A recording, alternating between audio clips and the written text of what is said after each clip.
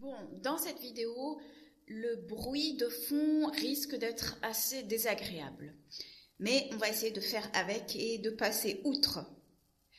Bon, eh bien, bienvenue dans cette nouvelle vidéo dans laquelle je vais aborder les 5 points. Bon, j'en ai fait ressortir 5. 5 points de ce que l'université m'a appris. Ce que l'université m'a appris, moi, personnellement. J'ai essayé de résumer ça en 5 points principaux. Alors, pourquoi déjà ce sujet ? J'y pensais en côtoyant en fait d'autres personnes qui sont passées par un cursus académique qui est en général valorisé par la société, qui est reconnu puisque l'université, en tout cas les études post-bac sont valorisées par la société dans différents domaines. Et je m'étais rendu compte que certaines personnes qui étaient passées par ces expériences-là avaient tendance à cracher dans la soupe, dans le sens où, dès lors où l'on se rend compte, par exemple, des facettes desquelles disons, dès lors que nous n'avons pas les attentes par exemple l'université ou autre nous a appris, là en l'occurrence je prends l'exemple de l'université, dès lors que cela ne nous donne pas ce que l'on attendait ou ce que l'on nous a promis, eh bien nous avons tendance à cracher dans la soupe de l'expérience. Je l'ai constaté notamment pour des personnes qui ont une tendance à remettre en cause le système éducatif global. Premièrement, je fais partie de ces personnes-là. Bien évidemment que je remets en cause le système éducatif, le système entre nous dans sa globalité. Mais on va dire, je vais prendre le système éducatif comme étant non seulement un formatage de l'esprit, et je vais en parler plus tard, mais je remets en cause l'utilité, les objectifs, les intentions du système éducatif global qui n'apporte absolument pas qui ne développe absolument pas, qui ne valorise absolument pas l'être humain dans sa globalité et notamment dans sa recherche et quête d'acquisition de certaines compétences à travers ce qu'on pourrait appeler l'instruction, l'éducation ou une formation entre guillemets intellectuelle. Cela dit, ce n'est pas pour autant que, comme je le disais, je vais cracher dans la soupe. Pourquoi ? J'entends souvent, parfois, pas souvent, j'entends parfois certaines personnes, j'ai des idées, je vois des noms en tête, qui vont dire de toute façon l'école ça sert à rien parce que c'est pas ça qui va te faire gagner beaucoup d'argent. Regarde, ça sert à rien que tu fasses des bacs plus 20, de toute façon tu seras au chômage, de toute façon tu seras moins bien payé. Regarde, un plombier ça gagne plus qu'eux. Et ainsi de suite. On met en avant le côté financier, économique. L'hypothèse sous-jacente, c'est que les études académiques sont faites pour atteindre un statut socio-économique élevé qui va correspondre à un salaire plus élevé. Voilà, ça c'est l'hypothèse sous-jacente. Mon idée de départ, c'est que c'est faux. Et pourquoi cela devrait être ainsi ? Deuxièmement, certains vont aussi remettre en question le formatage en fait de l'esprit, ou je dirais le déformatage, ou le conditionnement. Voilà. Je suis tout à fait d'accord. Mais je souligne néanmoins le fait que la société entière est formatée. Le fait même de vivre dans ce monde nous conditionne et nous formate. Donc, ce n'est pas le fait de ne pas faire des études à l'université que ça nous empêchera de toute manière d'être formatés. Vous voyez ce que je veux dire? Dans le sens où, si je devais faire le choix d'acquisition de connaissances, de savoir dans ce système, et que la famille ou l'environnement, le milieu, le pays, bref, toutes les données extérieures ne me donnent pas la chance d'avoir cet héritage intellectuel, je dirais supérieur, et la capacité de pouvoir non seulement assimiler ces compétences-là dans mon jeune âge, chose que en général les familles et l'environnement offrent aux enfants. Ensuite, si je n'ai pas ça dans la famille, je peux le rechercher dans mon environnement immédiat. Si dans cet environnement immédiat, je n'ai absolument pas cette possibilité, ben je vais rechercher ailleurs.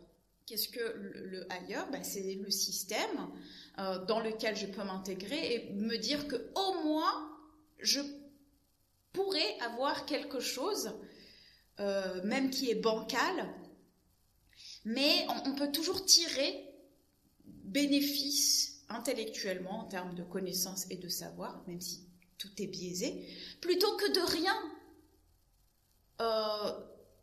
Je préfère dire à un enfant ou un adulte qui n'a rien, aucune formation intellectuelle, entre aucune et une formation bancale, même formatée ou conditionnée, entre nous, par la suite, on pourrait se déformater, déconditionner, et ainsi de suite. Mais on bénéficie toujours, et d'ailleurs c'est ce que je vais vous en parler, on bénéficie toujours de quelque chose, d'un apprentissage, quel qu'il soit. Voilà, cette longue introduction me permet de mettre sur table, de mettre de clarifier, me permet de clarifier le pourquoi du sujet que j'ai utilisé. Tout d'abord pour moi, puisque dès lors que j'ai une idée en tête, je veux savoir pourquoi. Et aussi pour que vous puissiez comprendre l'aspect sous-jacent de cette démarche-là. En tout cas, celle que j'ai exprimée. Bon, je vais commencer alors par les 5 points que l'université m'a appris. Alors, tout d'abord, je pense que les études académiques, donc générales, encore une fois, je vais généraliser, puisqu'ici, même si la filière dans laquelle j'ai évolué durant ce cursus est assez générale, commune, et je pense accessible à tout le monde. Donc, en fonction des filières, ce que je vais dire va changer. Ou pourrait ne pas être tout à fait exact. Ceci dit, j'essaye de rassembler, d'avoir le maximum de points communs pour que toutes les filières puissent se reconnaître dans ce que je vais dire. Donc j'essaye d'être la plus générale possible et en même temps assez subjective, puisque je vais parler de mon expérience et mes apprentissages, puisque c'est bien beau d'expérimenter, on expérimente toujours, on est là pour ça, mais qu'est-ce qu'on en retire de ces expériences? Première chose, la rigueur intellectuelle, ce que je pourrais appeler la rigueur intellectuelle. L'université, les études académiques ont forgé une certaine rigueur intellectuelle qui était déjà là en amont, puisque normalement, ce qu'on pourrait appeler la rigueur intellectuelle, une certaine cohérence dans la manière de réfléchir, dans un raisonnement, dans le questionnement d'un raisonnement, dans le fait de ne pas être contradictoire, donc suivre un certain fil conducteur, suivre aussi une certaine méthode, avoir une certaine capacité d'abstraction. Encore une fois, ça s'applique bien évidemment lors des études préalables. Ce n'est pas à l'université. Mais disons que l'université va se baser sur ses acquis, ses compétences acquises, pour pouvoir aller encore plus en profondeur et perfectionner cet aspect de nous-mêmes. C'est ce que l'on attend des étudiants en général, d'aller un peu plus loin. Sinon, il n'aurait aucun intérêt. Donc, lorsque l'on a une bonne base,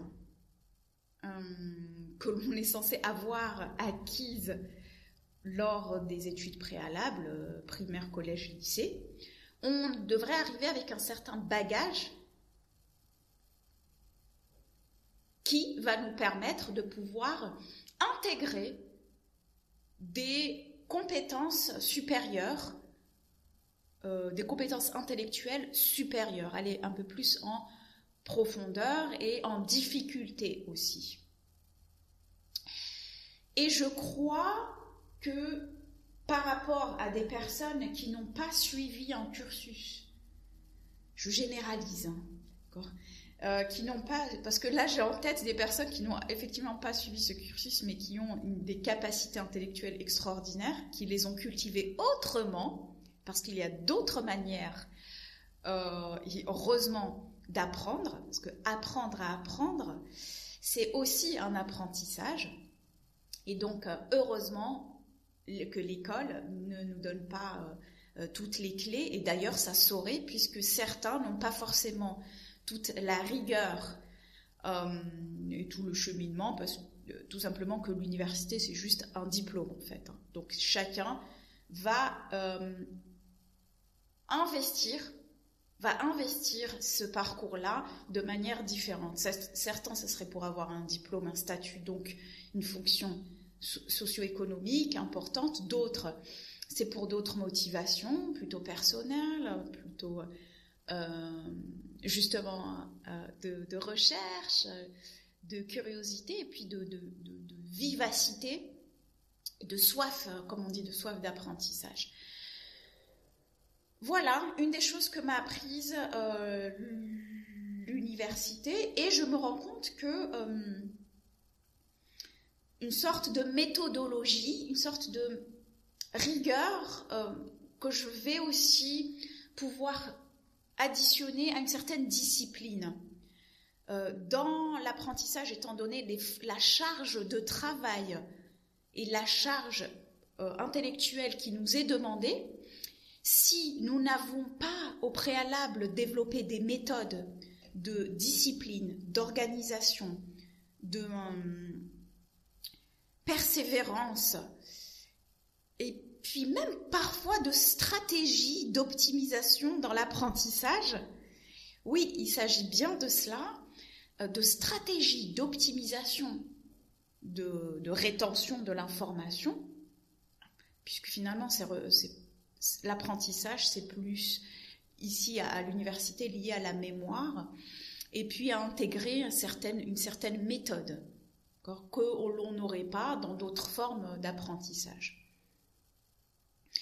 Selon moi, c'est ce qui pourrait faire défaut par la suite dans la vie pour des personnes qui n'ont pas suivi cela et qui n'ont absolument eu aucune opportunité ni volonté de pouvoir s'astreindre à développer ses capacités intellectuelles. Ça, c'était la première chose qui paraît être positive, selon moi, un moyen de développer ces compétences-là intellectuelles qui, par la suite, je pense qu'on ne perd jamais, si je ne me trompe pas, en fonction, bien sûr, de la manière dont on a développé et perfectionné ces compétences-là. Un peu en analogie avec le sport. Dès lors que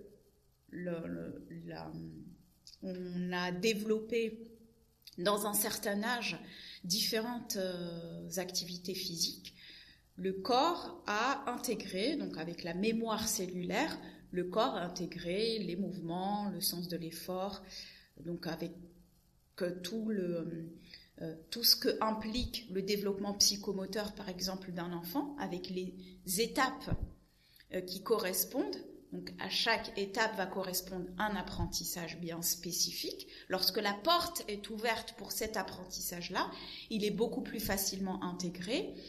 Et cette intégration se fait de manière structurelle, dans le sens où on ne perd jamais les apprentissages physiques, que l'on apprend dès le jeune âge, puisqu'il y a cette mémoire cellulaire qui est en nous. Même si elle est désactivée pendant un certain temps, elle est présente, elle peut être réactivée. C'est un peu dans le jargon populaire, ce qu'on pourrait appeler, c'est comme faire du vélo.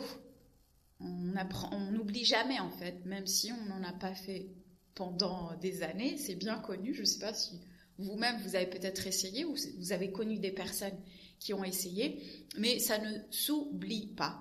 Bien évidemment, il peut s'avérer que les fonctions physiologiques se soient atténuées ou se soient affaiblies, que ce soit physiquement ou intellectuellement, c'est vrai, mais elles peuvent se retrouver. En tout cas, elles se retrouvent plus facilement que quelqu'un qui ne les a jamais développées au cours de son existence. Ça, c'est la première chose. Deuxième aspect que l'université m'a appris, elle est aussi liée à cette recherche de discipline et rigueur intellectuelle, c'est la méthodologie de la recherche. On est amené à l'université, encore une fois, tout dépend des filières, mais dans de nombreuses filières, en général, nous sommes amenés à fournir un travail de recherche et sur un sujet donné. Typiquement, un mémoire. Un mémoire, ce qu'on appelle un mémoire, c'est-à-dire le départ la résolution d'une problématique. Pour cela, donc, il y a non seulement le thème, la problématique sous-jacente, la ligne directrice que nous voulons aborder. Bien évidemment, il y a une méthodologie à suivre. Comment rechercher l'information? Parce qu'en général, on ne vous demande pas votre avis. D'ailleurs, c'est une des déceptions que j'avais eues en philo en terminale. J'étais impatiente d'intégrer ce cours parce que je me disais, enfin, on pourra parler de ce qu'on pense, on pourra échanger librement. Non, pas du tout. En fait, la philo, c'est juste, tu vas étudier les pensées d'autres. Eh oui, que l'on s'y retrouve ou non, on peut s'y retrouver dans les pensées, les idées ou les idéologies de certains, le schéma de pensée de certains. Mais ça ne veut pas dire qu'on vous demande votre avis. Bref, donc là, pareil, dans la méthodologie de recherche, on doit rechercher l'information. Comment on recherche l'information? Quelles sont les sources de recherche? À l'époque, il y avait quelque chose qu'on appelle des bibliothèques, avec des livres, des vrais livres. Bien évidemment, ça existe toujours. Quand je dis à l'époque, ça ne date pas d'il y a plusieurs décennies. Je crois que j'ai quitté... on va dire il y a 15 ans à peu près. Donc entre il y a 15 et 20 ans, la méthodologie de recherche est passée obligatoirement par des livres, aller dans une bibliothèque ou prendre le temps de. Bien évidemment, le développement de certaines technologies font un petit peu obstacle à ce mode de recherche, même s'il est toujours valorisé, heureusement. Néanmoins, l'université, en fait, ces méthodes de recherche devraient s'adapter parce que elles font face à quelque chose qui les dépasse. On a de plus en plus accès à une facilitation, je dirais, d'accès à l'information, dans le sens où, aussi bien physiquement que intellectuellement, l'effort n'est plus une valeur positive. Faire l'effort intellectuel, pourquoi faire? Puisque tu peux trouver toutes les réponses à tes questions sur Internet. Faire des efforts en montant des escaliers ou à faire des choses physiques, pourquoi faire? Puisqu'il y a la voiture, il y a l'ascenseur, il y a tout ce qui peut t'empêcher de faire des efforts et te fatiguer. Donc, l'université et le contexte dans lequel se trouve spatio-temporel, donc à quel endroit vous avez fait vos études et à quelle époque, va jouer énormément sur aussi la méthodologie de recherche et l'accès ou non à l'information et la rapidité de l'accès ou non à l'information. Ensuite, il faut bien faire, il y a une manière de citer ses sources, il y a une manière de s'exprimer, il y a une manière académique, par exemple, de rédiger. Il y a, c'est comme quelque part un formatage, voilà, un formatage, mais dont certains, je reconnais quand même certains bénéfices, qui est, au fait, l'effort intellectuel d'aller rechercher l'information et de pouvoir ensuite en extraire, par exemple, des données qui vont être utiles pour notre sujet, comment les structurer, et ainsi de suite. On est censé le faire en général au lycée général, parce que la formation intellectuelle est plus importante que les lycées professionnels, qui est plus axée sur les compétences pratiques d'un métier ou d'un corps de métier. Mais l'université, en fonction des filières, encore une fois, va axer encore plus en profondeur ces compétences-là. Donc voilà, moi, ce qui m'a aussi, un des points que j'ai soulevé, qui est cette méthodologie de recherche et ce qui rejoint quelque part la rigueur et puis prendre conscience qu'il y a différentes manières de s'exprimer et cela pourrait être une adaptation à un certain public. Donc on ne s'exprime pas dans un mémoire, par exemple, dans un dossier ou dans une rédaction, on ne va pas s'exprimer de la même manière que dans un style qu'on pourrait appeler journalistique ou dans un autre style plus artistique. Je prends cette anecdote parce que lors de mon premier mémoire, je vous passe les détails, je devais en faire un en compensation parce que je devais changer de filière et pour prouver entre guillemets mon niveau, je devais faire un petit mémoire en 2 ou 3 mois, être vraiment très rapide sur ça parce que je voulais absolument à ce moment-là changer de filière et du coup je me suis retrouvée à le faire toute seule de A à Z parce que normalement on a ce qu'on appelle un tuteur, si ma mémoire est bonne, qui vous guide tout au long, qui est censé vous guider tout au long, vous superviser, voir si vous ne dérapez pas, ou vous n'êtes pas hors sujet ou trop libre dans vos pensées ou dans votre style. Qu'est-ce que j'ai fait moi ? Je me suis dit, j'ai valorisé l'autonomie. En valorisant l'autonomie, je me suis dit que j'allais tout faire de A à Z pour ne pas... pour démontrer en fait comme une sorte de valeur positive, un plus dans la rédaction de ce mémoire-là, je valorisais l'autonomie. Donc, plutôt que d'aller poser des questions tous les jours sur des choses, sur des détails ou sur des incertitudes, j'ai préféré mener ma recherche moi-même de A à Z. Lorsque j'ai délivré le petit mémoire à la fin, donc avant la date butoir, je me souviens qu'un des reproches, justement ça fait tilt par rapport au formatage de l'université, un des reproches que m'avait fait ce tuteur, ce maître, je ne sais pas, maître de conférence ou je ne sais quoi, je ne sais plus son titre, bref, c'est lui qui s'occupait de mon suivi lors de la mémoire et de m'attribuer aussi une note. Un des reproches, donc, c'était que j'avais un style trop journalistique. Donc, il fallait revoir le style. Et que si j'étais venue, en fait, si je lui avais, par exemple, donné... en général, on donne une forme de brouillon. Avant de passer à la rédaction, on donne le brouillon pour voir si est-ce que tous les points... Est-ce qu'on est dans la bonne direction avant d'entamer le gros effort de la vraie rédaction. Et comme moi, je ne lui avais pas donné le brouillon, il m'a dit que ça aurait pu être évité, ce style-là, qui était le mien, était un reproche. Et selon moi, donc le reproche qu'il avait fait, là, ça m'a vraiment fait tilt. Et je m'étais dit, j'avais compris ce qu'il voulait dire, le style académique, qui pour moi, je traduisais par ennuyeux, mort, aucune émotion. Vous n'êtes pas censé faire passer des émotions, vous êtes censé faire passer des idées. C'est le style académique. Donc il y a un style bien précis, ennuyeux, mort, avec un jargon intellectuel que seuls les spécialistes peuvent comprendre. Les autres n'ont absolument pas accès à cette élite intellectuelle.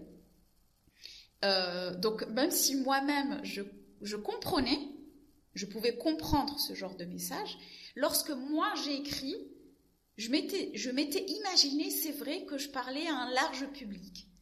Je ne m'imaginais pas parler à uniquement le entre-soi des intellectuels qui vont se comprendre entre eux. Je me dis, mais à quoi bon? Alors, si le message, plus le sujet que j'avais abordé était assez social et je trouvais intéressant, du coup, je me suis dit, je vais m'exprimer comme si je m'exprimais à tout le monde. Et j'ai trouvé sa remarque finalement très enrichissante, très intéressante. Je me suis dit, c'est un très bon point que d'avoir un style journalistique. Et je me suis dit, pourquoi pas développer ça par la suite. Bon, bref, pour moi, c'était quelque chose de positif que lui n'avait pas forcément l'intention de dire, que c'était un reproche à la base, qui pour moi ne l'était pas. Bref, donc voilà, ça rejoint aussi un certain style, de comprendre le style, de comprendre une sorte de formatage spécial. C'est vous rentrez dans des méthodes, des manières de voir, des manières de réfléchir, des manières assez spéciales, qui ont leurs points positifs, mais qui ont aussi des points un peu plus déséquilibrants intellectuellement. Et c'est là où je vais passer au troisième point. C'est justement ce que j'ai appris, une sorte d'uniformité dans le cadre de la pensée à l'université. Je pense que aujourd'hui c'est beaucoup plus visible. Et je vais découper ça en deux axes. Soit vous êtes déjà dans une filière, on va dire plutôt sociale, de sciences sociales, philosophie, etc. Là, on va bien ressentir l'uniformité du cadre de pensée, puisque si vous maniez des pensées et des concepts de manière quotidienne, que c'est votre cadre, que ce soit la philosophie, l'économie, le droit, toutes ces filières-là, généralistes, le commerce également, on vous inculque, en fait c'est un peu comme si tout simplement, je vais le dire, c'est tout simplement vous rentrez dans une secte. Vous rentrez dans une secte qui vous dit comment réfléchir. Au sein de la secte, on va privilégier le côté critique. Alors là, on privilégie la pensée critique. Ici, justement, nous sommes des intellectuels, on est à l'université, à la fac, voilà, il faut aussi privilégier le sens critique. C'est là le piège. Vous êtes dans un paradigme, d'accord ? Et dans ce paradigme, il y a des sous-paradigmes. Quand je dis paradigme, prenez-la comme un monde de pensée, comme un schéma global de pensée, un système de pensée, d'accord ? Une vision du monde.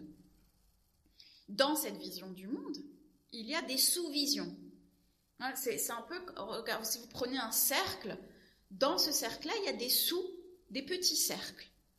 Les petits cercles qu'il y a dans le grand cercle peuvent être opposés les uns les autres.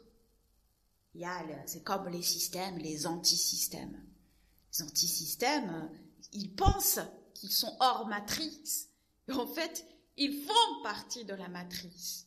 Matrix, ou la matrice, ou le système. Ils ne sont que les réponses à cela. Leur axe de pensée dépend, leur noyau autour duquel ou contre lequel ils gravitent, est justement ce système de pensée. Donc finalement, on est toujours dépendant et jamais libre au sein de ce système de pensée.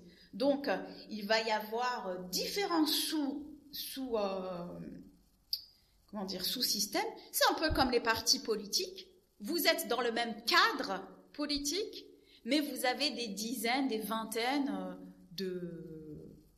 quand le système le permet, de manières de voir les choses. C'est-à-dire l'angle par lequel on prend une vision de la globalité, puisque la globalité n'est jamais véritablement saisie. Donc on va prendre cette chose-là, on va l'appeler gauche, droite, centre, haut, bas, peu importe, mais on reste dans le même cadre.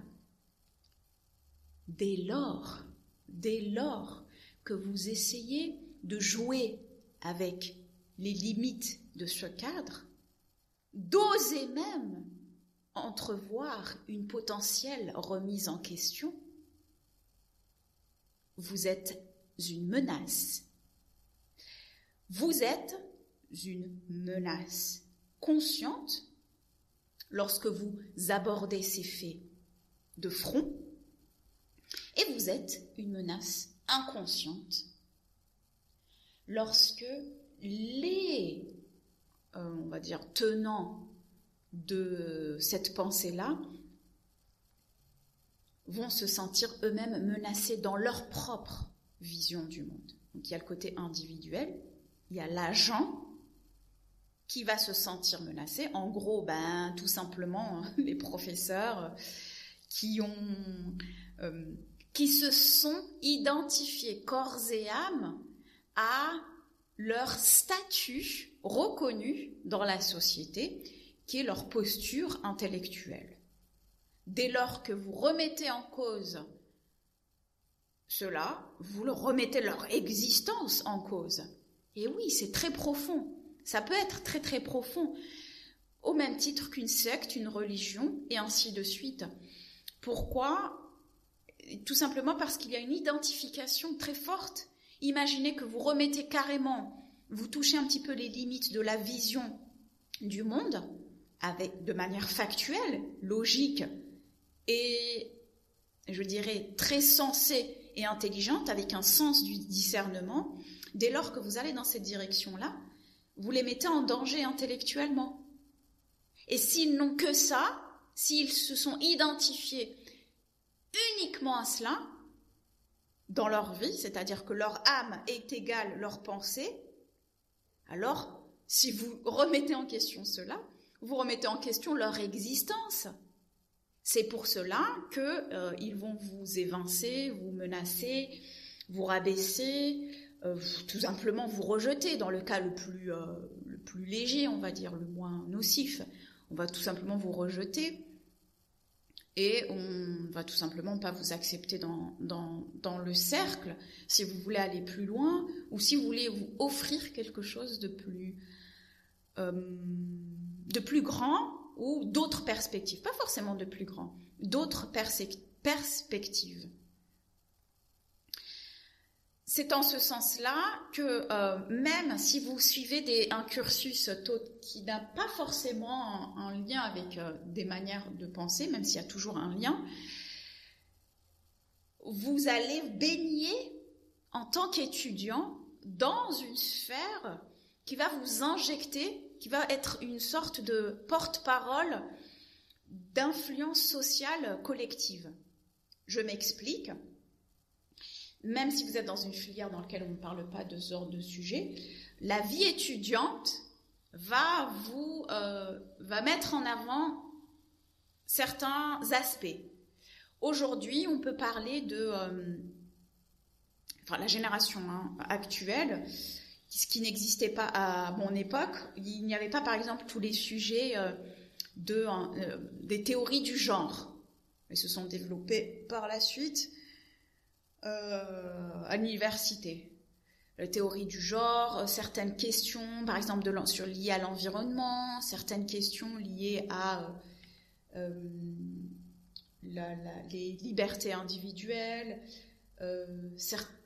des questions sociétales, voilà, que l'on voit comme le secteur intellectuel, on va dire plutôt universitaire, va être un véhicule de promotion de ces paradigmes. Tout comme à l'époque, ça fait écho avec mai 68, dans tout ce qui s'était passé, qui sont en général les promoteurs de changements sociaux, des dynamiques sociales. En général, on les retrouve dans le milieu intellectuel et artistique. Toujours. Les deux vont de pair. C'est pour ça que lorsque l'on a des formes de dictature, on va soit faire passer cela à travers l'art, donc toute forme d'art, ou soit par les universités. Voilà, les professeurs, etc.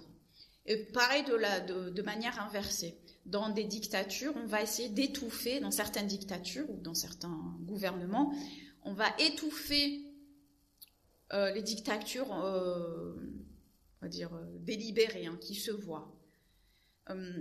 On va étouffer le secteur intellectuel, donc ceux qui vont remettre en question, imaginons, un mode de gouvernance, vont être les premiers menacés, les intellectuels et les artistes. C'est pour ça que dans certains pays, les intellectuels sont physiquement menacés, donc on les voit s'exiler ailleurs. Pareil, idem pour les artistes engagés, entre guillemets, les artistes qui vont utiliser leur art pour pouvoir faire passer des messages sur la société dans laquelle ils vivent. Voilà, ça c'est pour le troisième point. C'est donc inévitablement un formatage, un conditionnement. C'est lorsque vous sortez de ça, si vous sortez un jour de ça, que vous pouvez vous rendre compte à quel point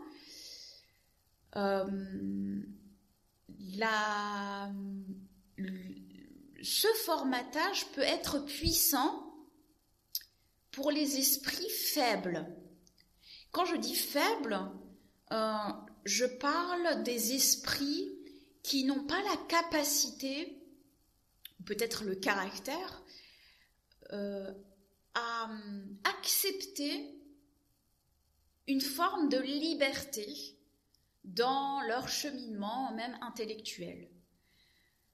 Je m'explique. Lorsque vous n'avez pas des bases de connaissances, par exemple, de vous-même, vous pouvez être facilement manipulable. D'une part, émotionnellement, ça c'est ce qu'on utilise en général pour la masse, mais vous pouvez aussi être manipulable intellectuellement. Ce n'est pas parce que vous avez un statut, un diplôme ou une position élevée dans la société que vous vous exprimez bien, que vous avez un bon raisonnement, que vous avez une rhétorique irréprochable, que vous n'êtes pas manipulable, puisqu'il y a plusieurs formes de manipulation. Un exemple tout simple, c'est lorsque vous prenez, je prends l'exemple, le premier qui me vient en tête et le plus récent, je pense, qui est connu de tous, c'est le Troisième Reich. Donc lorsque le nazisme atteignait son apogée, donc en Allemagne et dans d'autres pays, eh bien, il était le véhicule d'intellectuels. Comment des intellectuels, comme on les appelle, des scientifiques, des hommes respectables dans la société, de bons pères de famille, pouvaient, premièrement, croire en ce système-là, en cette vision du monde, Et deuxièmement, comment pouvait-il être capable d'être complice et commanditer même des atrocités? Et pourtant, c'était des scientifiques, des hommes bien, ce qu'on appelle les gens bien, des bons pères de famille, des hommes respectables, qui étaient capables donc d'être complices de ce système-là. Enfin, c'est même pas qu'ils ont été capables, c'est grâce à eux, ou plutôt avec eux, avec leur contribution stratégique, intellectuelle, et avec toutes les compétences qu'ils avaient, que ce système a pu être aussi bien ficelé, organisé. L'horreur, c'était l'horreur organisée. Donc ces personnes-là ont bien été quelque part manipulées d'une certaine manière. Peut-être pas émotionnellement, ou alors si, mais elles ne le savent pas. Émotionnellement, on le voit, c'est plutôt à travers le marketing, la politique, ainsi de suite, on le voit, on joue sur vos affects, vos émotions, mais aussi il y a inévitablement la manipulation intellectuelle. Bon, je m'éloigne. Il me reste 2 points que je voulais aborder. Oui, je me suis lancé un petit défi, c'est de ne pas préparer les vidéos. Donc je risque au début, avant de prendre la main, je pense, de m'étaler, donc de ne pas vouloir trop synthétiser, au risque de perdre des informations, mais c'est un bon exercice que j'essaye de suivre assidûment. Il me reste 2 points. Il me reste 2 points à mettre en avant par rapport à ce que m'a appris l'université. Ce point-là, donc il y a un point important, c'est la déconnexion avec le marché du travail que peut avoir les étudiants, que peut avoir l'université. Qu'est-ce que m'a appris l'université? C'est que lorsque tu rentres jusqu'à un certain niveau, bien sûr je parle d'un niveau supérieur dans le sens où dès lors que tu atteins un bac plus 5, on va dire que c'est en quelque sorte vu comme quelque chose de valorisé par rapport à des compétences, d'accord ? On fait croire, en tout cas ce que l'université m'a appris, c'est que lorsque tu arrives à un certain niveau, donc un cadre, lorsque tu sors de l'université avec un bac plus 5, tout le monde t'attend les bras ouverts. Du moins tous les employeurs, si on veut suivre le schéma classique que l'université amène au travail. C'est que le choix de faire des études, c'est inévitablement un choix professionnel. Je suis absolument pas d'accord, tout simplement parce que ça n'a pas été mon choix, premièrement, mais il est vrai que c'est ce qu'on nous propose comme vision. Rares sont les personnes qui suivent un cursus universitaire par passion ou par envie d'apprendre dans un certain domaine. Je ne dis pas que ça n'existe pas, mais je dis qu'en général, ce domaine-là est un aboutissement professionnel. Ce n'est pas un hobby ou par intérêt personnel. Premièrement, parce que c'est ce que le système nous offre.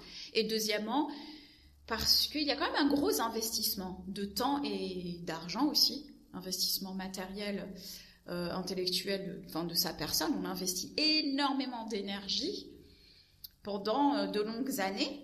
Donc, on suppose, comme on est dans une société de rentabilité, on suppose que faut un retour sur investissement. Et sur un retour sur investissement, on ne peut pas dire que c'est tout simplement un enrichissement intellectuel.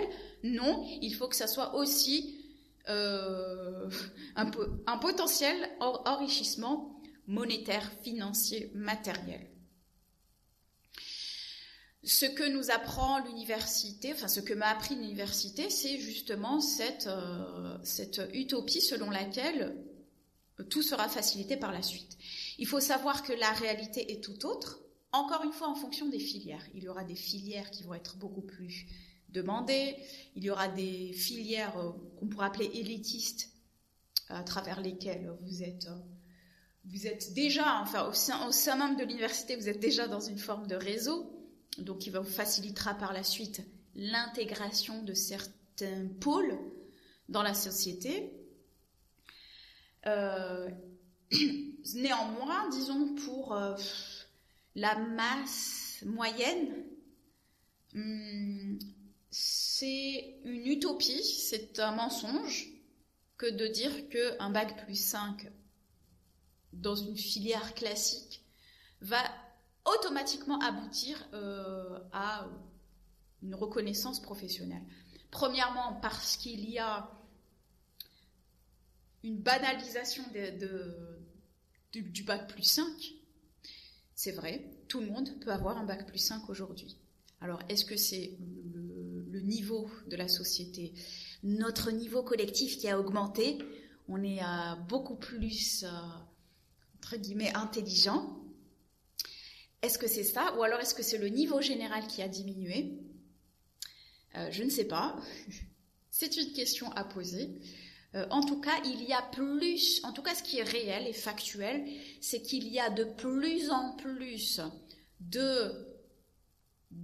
d'offrants, c'est-à-dire sur le marché, si on appelle ça le marché du travail, il y a de plus en plus de personnes qui ont des diplômes élevés et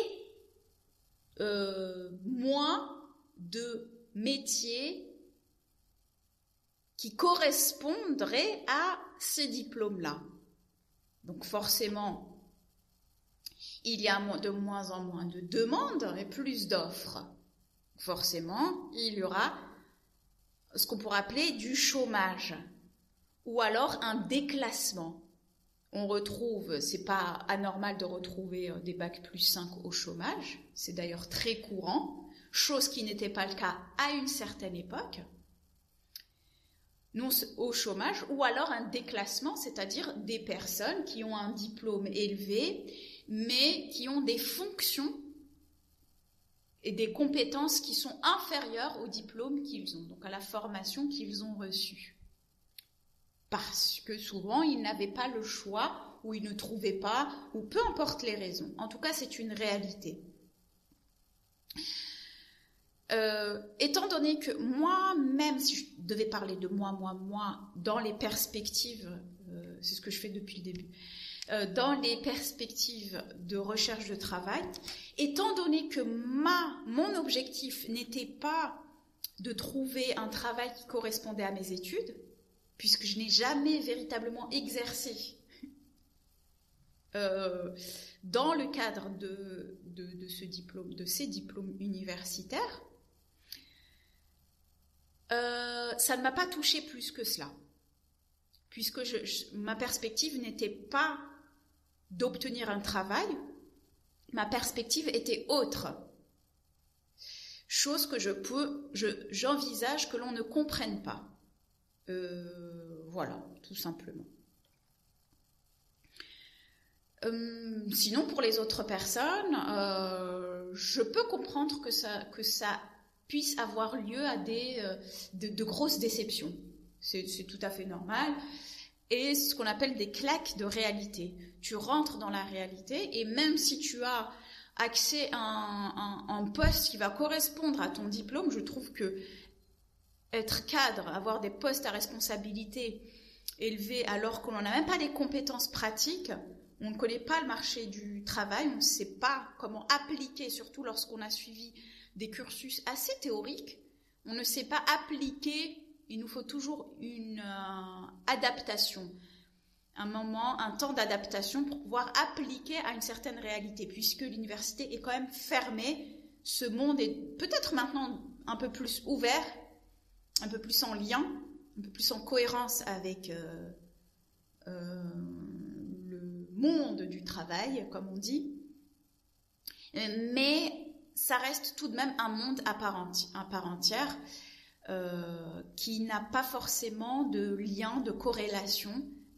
En tout cas, ce lien-là, il se fait à chaque fois de manière anachronique, c'est-à-dire qu'il faut du temps pour pouvoir aboutir à une cohérence entre la formation et le marché du travail. Et voilà, donc je vais passer à la dernière chose que l'université m'a appris, et peut-être peut-être même la chose la plus fondamentale, eh bien, c'est que tout simplement, j'ai appris que la connaissance se trouve ailleurs. Tout comme la vérité est toujours ailleurs, la connaissance et le savoir n'est absolument pas à l'université. Certains diront peut-être, de toute façon on le savait, hein, c'est logique. Mais oui, désolée, j'étais naïve, c'est certainement dû à une sorte d'héritage familial. On privilégie beaucoup les études sont importantes.